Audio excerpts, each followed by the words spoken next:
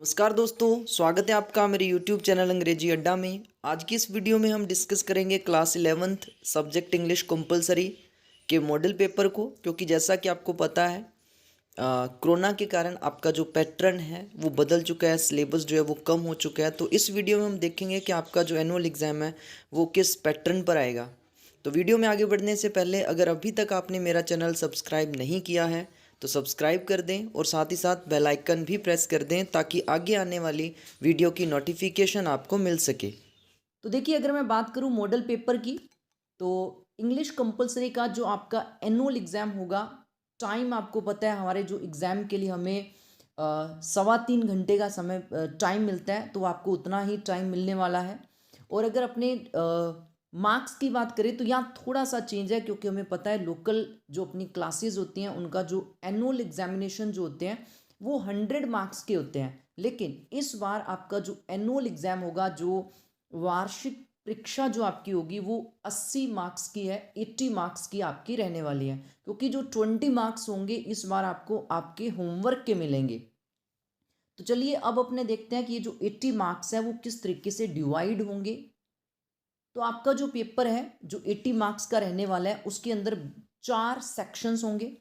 First section है reading का, दूसरा है राइटिंग का, तीसरा है ग्रामर का, और उसके बाद नेक्स्ट जो सेक्शन है वो है टेक्स्ट बुक्स का। अब टेक्स्ट बुक्स अपने पास दो है, हॉर्नबिल है, स्नैपशॉट है। तो हॉर्नबिल और स्नैपशॉट जो दोनों बुक्स हैं वो अपनी 24 मार्क्स की रहने वाली है। तो टोटल अपने देख लेते हैं। रीडिंग आपकी 16 मार्क्स की है, राइटिंग 24 की है, और ग्रामर 16 का है, और टेक्स्ट बुक्स जो है वो आपकी 24 मार्क्स की रहने वाली हैं। अब इनको थोड़ा सा हम डिटेल में देख लेते हैं। तो देखिए, अगर मैं बात करूं रीडिंग की, तो रीडिंग जो 16 मार्क्स की आपके पास आने वाली है, इसमें दो पैसेज आपके पास आएंगे, और दोनों जो पैसेज होंगे वो आपके 8 मार्क्स के होंगे। मतलब एक पैसेज 8 मार्क्स कैरी करेगा, उसके नीचे क्वेश्चंस जो पूछे गए होंगे वो 8 मार्क्स के होंगे। दूसरा पैसेज भी होगा, उसके नीचे भी जो क्वेश्चंस पूछे जाने हैं वो 8 मार्क्स के पूछे जाने हैं। और दोनों के दोनों जो पैसेज हैं वो अनसीन पैसेज आने वाले हैं। तो जैसे ही पेपर खोलोगे, सेक्शन ए आपके पास होगा रीडिंग का, उसके अंदर दो अनसीन पैसेज आपके पास आएंगे। उसके बाद देखिए राइटिंग। तो राइटिंग के अंदर आपके पास 3 टॉपिक है, टास्क।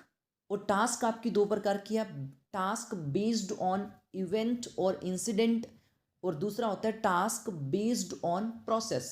तो आपको प्रोसेस बेस्ड टास्क भी आएगी और इंसिडेंट और इवेंट बेस्ड टास्क भी आनी है। दोनों में से आपको कोई एक करनी है।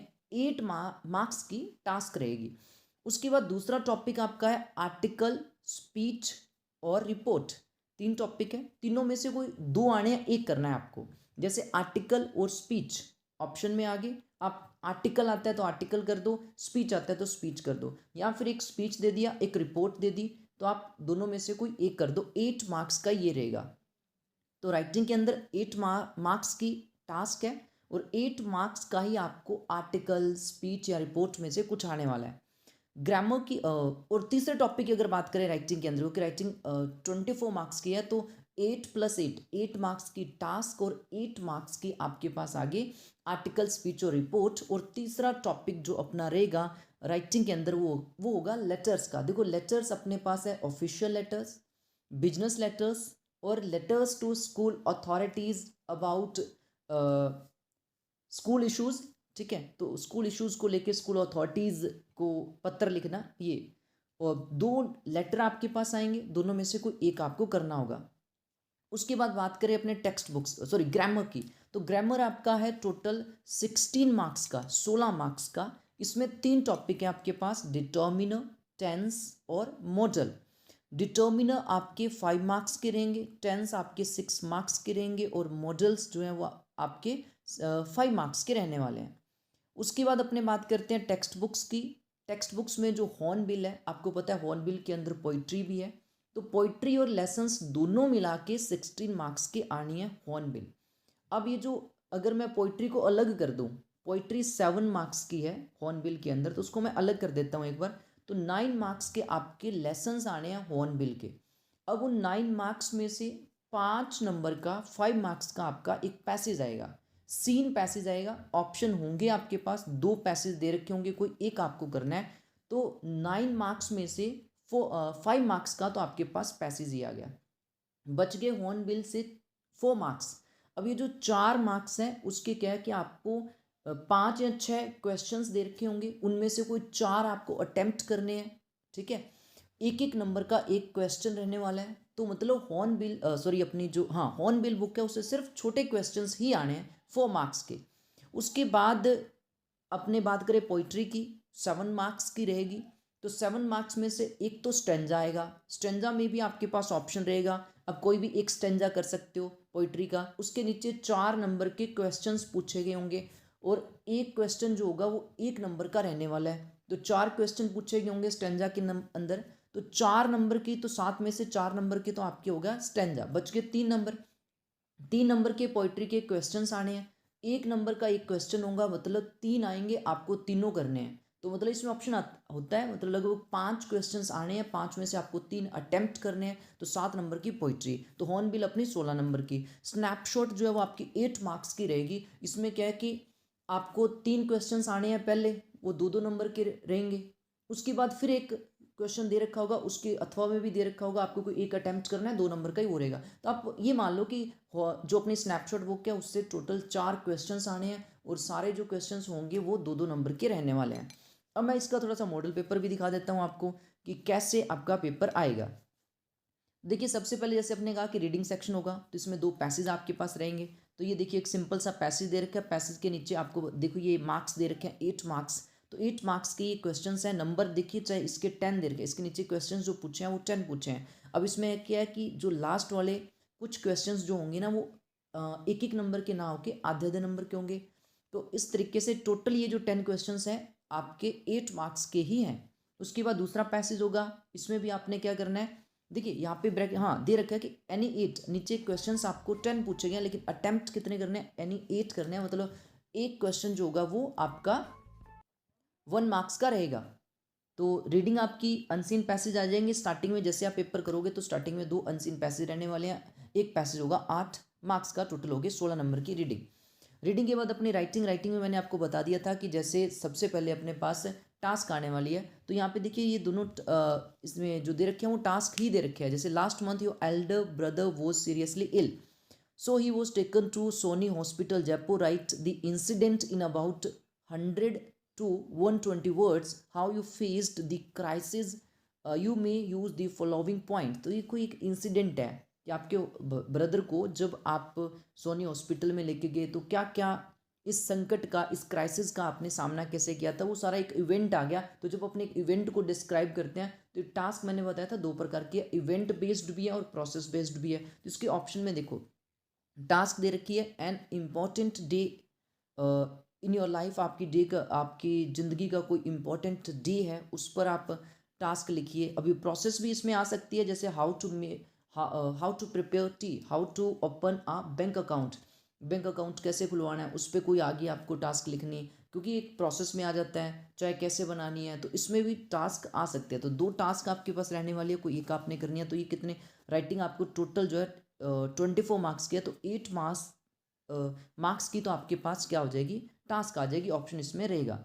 उसके बाद अपने बात करें तो आपके पास दूसरा ये जो 4 नंबर क्वेश्चन जो दे रखा है उसमें क्या है कि आपके पास इंपॉर्टेंस ऑफ योगा पे आप आर्टिकल लिख सकते हो या फिर रिपोर्ट लिख सकते हो, ए हाउस ऑन फायर, क्योंकि इसके अंदर आपके पास आर्टिकल, स्पीच और रिपोर्ट इसमें से कोई 2 आने होते हैं, एक आपने अटेम्प्ट करना है और 8 मार्क्स का ये रहने वाला है।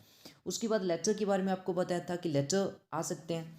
तो जो तीसरा टॉपिक लेटर है, लेटर में आपको ऑफिशियल लेटर आएंगे और आपने क्या करना है, दूसरा लेटर हो सकता है जैसे बिजनेस लेटर हो सकता है, या फिर आपके पास ऐसा लेटर आ सकता है जो आपको किसी स्कूल अथॉरिटी को लिखना है, जैसे प्रिंसिपल सर को लिखना है। तो 2 लेटर कोई आने हैं तो उसमें आपको कोई एक अटेम्प्ट करना है, जैसे 8 मार्क्स का ये रहेगा। तो 24 मार्क्स की आपके पास राइटिंग आ जाती है। जैसे you are Mukesh Kumar reading in Kota, your father has been transferred to Jaipur, write an application to your principal requesting him to issue your transfer certificate। तो टीसी के लिए अपने प्रिंसिपल सर को एक एप्लीकेशन लिखिए।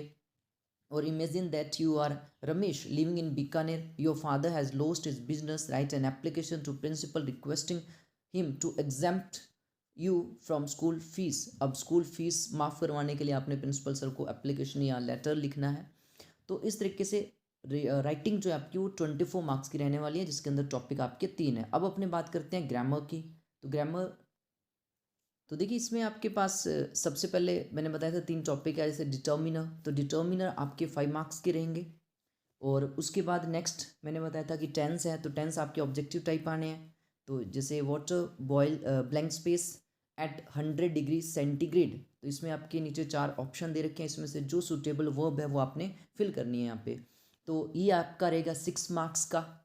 और नेक्स्ट फिर अपने देखते हैं मॉडल। तो मॉडल भी आपके जो आने हैं वो आपके आएंगे 5 मार्क्स के। तो यहाँ पे जैसे 6 दे रखे हैं आपको, यानी 5 जो है वो अटेम्प्ट करने हैं।